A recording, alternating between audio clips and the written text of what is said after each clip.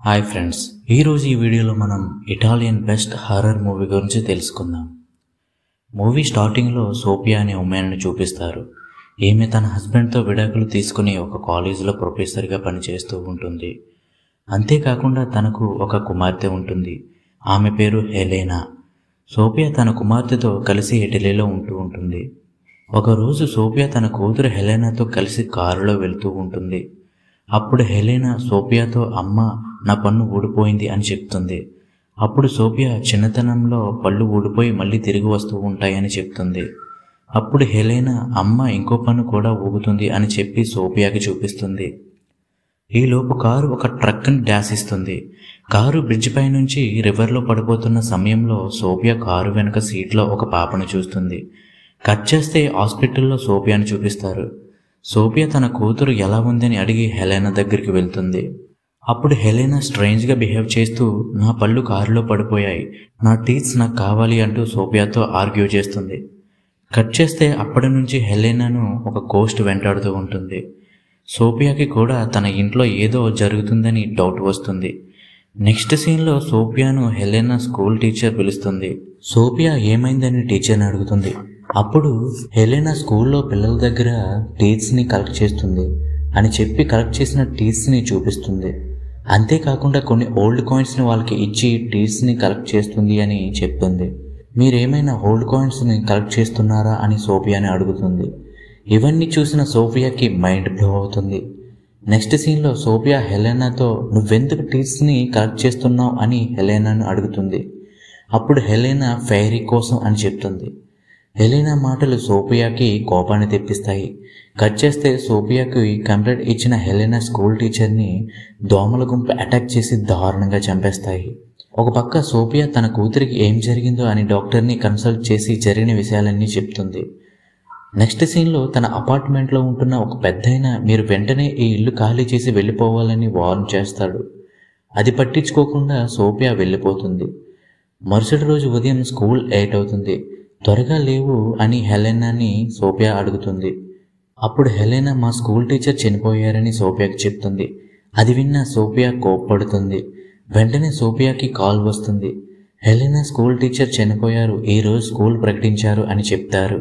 అదంతా విన్న సోఫియా పూర్తిగా కన్ఫ్యూజన్గా ఫీల్ అవుతుంది.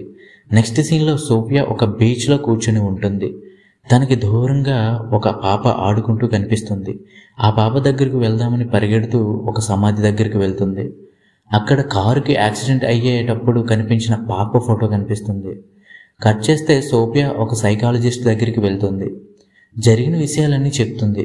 అప్పుడు ఆయన, మీరుంటున్న ఆ ఇంట్లో కొన్ని సంవత్సరాల క్రితం ఏం జరిగిందో తెలుసా అని అడుగుతాడు. ఏం జరిగిందని సోఫియా అడుగుతుంది. కొన్ని సంవత్సరాల క్రితం ఒక కిల్లర్ తన భార్యను అతి దారుణంగా పళ్ళు పీకి చంపేశాడని చెప్తాడు. మీరుంటున్న ఇంట్లో ఒక డోర్ వెనుక తనని చంపేశాడని చెప్తాడు. కట్ చేస్తే సోఫియాకి తన ఇంటి నుండి వెంటనే వెళ్ళిపోండి అని చెప్పిన ఆ పెద్దయిన ఇంటికి వెళ్ళి సెర్చ్ చేస్తుంటే అక్కడ సోఫియా ఉంటున్న అపార్ట్మెంట్ యొక్క విషయాలన్నీ సేకరించి గోడకు అంటించి ఉంటాయి.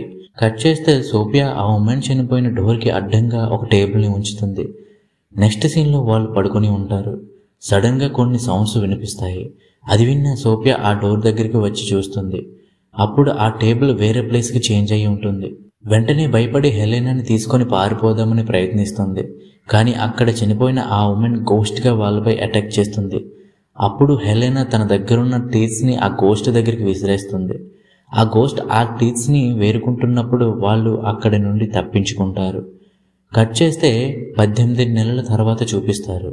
సోఫియా హెలెనాను ఒక మెంటల్ హాస్పిటల్లో జాయిన్ చేస్తుంది. సోఫియా ఎక్స్ హస్బెండ్ వాళ్ళ దగ్గరికి వస్తాడు. హెలెనాకు ఏమైందని అడుగుతాడు. ఎన్ని సంవత్సరాలు మమ్మల్ని ఎందుకు వదిలేసావు, ఇప్పుడొచ్చి అడుగుతున్నావు అని అడుగుతుంది. నెక్స్ట్ సీన్లో సోఫియా హెలెనా దగ్గరికి వస్తుంది. అప్పుడు హెలెనా, అమ్మ, షీఈస్ బ్యాక్ అని చెప్తుంది. సోఫియా, లేదమ్మా, మనం ఆ ఇల్లు ఖాళీ చేసేసాం కదా, ఇప్పుడు ఎటువంటి ప్రమాదం జరగదు అని చెప్తుంది. కట్ చేస్తే హెలెనాని ఒక రూమ్లో ఉంచుతారు. అప్పుడు హెలెనాకి సేమ్ పాప కనిపిస్తుంది. అప్పుడు టాప్ పై నుంచి రక్తపు టీత్స్ వర్షంలా కురుస్తాయి. ఆ విషయం హెలెనా సోఫియాకి చెప్తుంది. ఇదంతా చూసిన సోఫియా భయపడుతూ చర్చికి వెళ్తుంది. అప్పుడు సోఫియా ఎక్స్ హస్బెండ్ వస్తాడు. జరిగిందంతా సోఫియా తనకి చెప్తుంది. Sophia ex husband name Robert. తనని మాతో ఉండమని బ్రతిమాలుతుంది. అప్పుడు రాబర్ట్ హెలెనా దగ్గరకు వెళ్తాడు. నేను మీతోనే ఉంటాను, నువ్వేం భయపడకు అని చెప్పి బయటకు వచ్చేస్తాడు. అప్పుడు రాబర్ట్కు దూరంగా సేమ్ పాప కనిపిస్తుంది. రాబర్ట్ ఆ పాపను తరుముకుంటూ వెళ్తాడు. ఆ పాప ఒక అపార్ట్మెంట్లోకి పరిగెడుతుంది. రాబర్ట్కి సేమ్ డోర్ కనిపిస్తుంది. ఆ డోర్ దగ్గరికి వెళ్ళగా దోమల గుంపు రాబర్ట్పై అటాక్ చేసి చంపేస్తాయి. నెక్స్ట్ సీన్లో సోఫియా మరియు హెలెనాని చూపిస్తారు. హెలెనా ఆ గోస్ట్ నన్ను నమ్మడం లేదమ్మా అని చెప్తుంది. అసలు ఆ గోస్ట్కి నువ్వెందుకు కావాలి, నేను ఒంటరిగా ఉండనివ్వదా అని ఏడుస్తుంది. దీనికి ఒక ముగింపు కావాలని సోఫియా నిర్ణయించుకుంటుంది. ఆ గోస్ట్కి ఏం కావాలో తెలుసుకోవాలని ఆ పెద్దాయన ఇంటికి వెళ్ళి అసలు విషయాన్ని తెలుసుకుంటుంది. తనకు అసలైన తన టీస్ కావాలని తెలుసుకుంటుంది. ఆ టీస్ దాచిపెట్టిన స్థలానికి వెళ్ళి ఆ టీస్ని కనిపెడుతుంది. వెంటనే ఆ డోర్ దగ్గరికి వెళ్ళి ఆ టీస్ని అక్కడ పడేసి వచ్చేస్తుంది. ఇక సమస్య తీరిపోయిందని భావిస్తుంది. కట్ చేస్తే సోఫియా దగ్గరికి తన స్నేహితుడు వస్తాడు.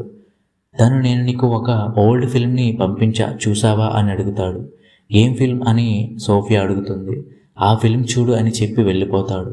సోఫియా ఆ ఫిల్మ్ చూస్తుంది. ఆ ఫిల్మ్ ఏంటంటే ఆ గోస్ట్ ఉమెన్ని చంపిన హస్బెండ్ ఇంటర్వ్యూ. ఆ ఇంటర్వ్యూలో నీ భార్యని ఎందుకు చంపావు అని అడుగుతారు. అప్పుడు ఆ కిల్లర్ నా భార్య ఒక నరమాంస భక్షకురాలు, చిన్నపిల్లల మొహాల్ని తినేస్తుంది, ఆ విషయం నాకు తెలిసి నేనే తన టీస్ని పీకేసి చంపేశా అని చెప్తాడు. అదంతా చూసిన సోఫియాకి దిమ్మ తిరిగి హెలెనా దగ్గరకు పరిగెడుతూ తన రూమ్లోకి వచ్చి చూస్తుంది. బయటకు వచ్చి గట్టిగా అరుస్తుంది. నెక్స్ట్ సీన్లో సోఫియా కూడా ఆ పిచ్చి ఆసుపత్రిలో జాయిన్ చేస్తారు. జరిగిన విషయం ఏంటంటే ఆ గోస్ట్ కూడా హెలెనాని చంపి తినేస్తుంది. అదంతా చూసిన సోఫియాకి కూడా పిచ్చెక్కుతుంది. చనిపోయిన హెలెనా కూడా ఒక గోస్ట్గా మారిందని చూపించి మూవీ ఎండ్ చేస్తారు. చూసారు కదా ఫ్రెండ్స్, మూవీ అయితే చాలా బాగుంటుంది. ఇలాంటి మరెన్నో ఇంట్రెస్టింగ్ మూవీస్ గురించి మన ఛానల్ని డైలీ ఫాలో అవడానికి ట్రై చేయండి. వీడియోని లైక్ చేయండి, షేర్ చేయండి, మన ఛానల్ని సబ్స్క్రైబ్ చేయడం మాత్రం మర్చిపోవద్దు. జై హింద్.